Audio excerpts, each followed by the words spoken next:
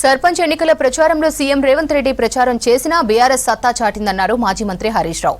4000కు పైగా సర్పంచ్ స్థానాలు గెలిచామన్నారు. BRS బలపర్చిన sarpanch ward మెంబర్లు పార్టీ దమ్మంటే చూపించారన్నారు. కొత్తగా ఎన్నికైన వారికి పార్టీ ఎప్పటికీ అండగా ఉంటుందన్నారు. గ్రామాలకు కేంద్రం నుంచే నేరుగా నిధులు వస్తాయన్నారు. గ్రామాలను నచ్చినట్టు అభివృద్ధి చేసుకోవాలన్నారు. పెద్ద సమస్యలు ఉంటే మళ్లీ బీఆర్ఎస్ అధికారంలోకి రాగానే పరిష్కరించుకుందామన్నారు హరీష్. ఓడిన వారు అధైర్యపడవద్దన్నారు.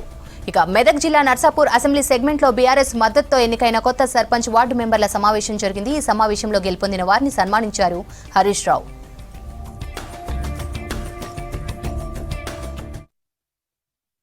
అసలు జనరల్ గా సర్పంచ్ ఎన్నికల్లో ఎప్పుడు కూడా ముఖ్యమంత్రి అంటే ఆయన తిరిగాడు. రేవంత్ రెడ్డికి భయం పట్టుకొని ఆయన తిరిగిండు. సర్పంచ్ ఎన్నికల్లో కూడా తిరిగిండు. ఒక రూలింగ్ పార్టీ, అధికారంలో ఉన్న పార్టీ లోకల్ బాడీ ఎన్నికలు వస్తే 90% గెలుస్తుంది, 100% గెలుస్తుంది. కానీ ఇప్పుడు ఏమైంది? ఎన్నికల్లో 6000 కాంగ్రెస్ గెలిస్తే 4000 సర్పంచులు బీఆర్ఎస్ గెలిచింది. బీఆర్ఎస్ అధికారంలో ఉన్నప్పుడు 32 జిల్లా పరిషత్లకు 32 మనమే గెలిచినాం. 10 డీసీసీబీలు 10 డీసీఎంఎస్లు ఉంటే 100% మనమే గెలిచినాం. సర్పంచ్ ఎన్నికల్లో 80 నుంచి 90% మనమే గెలిచినాం. మరి ఈ రోజు సీన్ రివర్స్ అయింది. ఇంకా 3 ఏళ్లు కాంగ్రెస్ గవర్నమెంట్ ఉన్నా నీ పాలన బాగలేదు అని 35-40% బీఆర్ఎస్ సర్పంచులను గెలిపించింది ఇలా ప్రజలు. ఆర్థిక సంఘం డబ్బులు, 15వ ఆర్థిక సంఘం డబ్బులు ఆనాడు బీఆర్ఎస్ ఉన్నప్పుడు కేసీఆర్ గారు కేబినెట్ లో ఒక నిర్ణయం తీసుకున్నారు.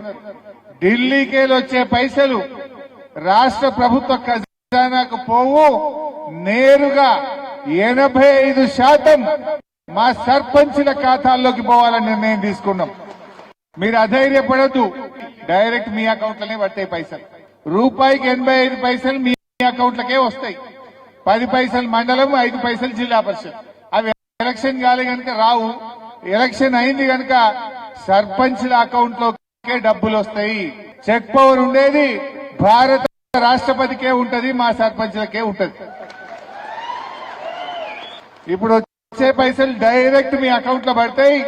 దాంతో ఏమేం చేయగలుగుతారో చేయండి. మంచిగా మోరీలు సాఫ్ ఉండాలి, రాత్రిపూట చీకటి లేకుండా బుగ్గలు వేయాలి, మంచినీళ్లు ప్రతి ఇంటికి పొద్దున్నే రావాలి. రోజు మన ట్రాక్టర్ కొనిచ్చిండు కేసీఆర్, మంచిగా చెత్త ఎత్తి శుభ్రంగా గ్రామాన్ని పెట్టాలి. ఇట్లా మీతో అయిన కాడికి మీరు దన్లాడు. ఈ తాప ఎవరు గెలిచిందా బాగా అంటే పోయిన తాప ఓడిపోయిన వాళ్ళు ఈ తాప గెలిచింది. ఎక్కువ మంది పోయిన తాప ఓడిపోయిన వాళ్ళు ఈ తాప సర్పంచులైంది.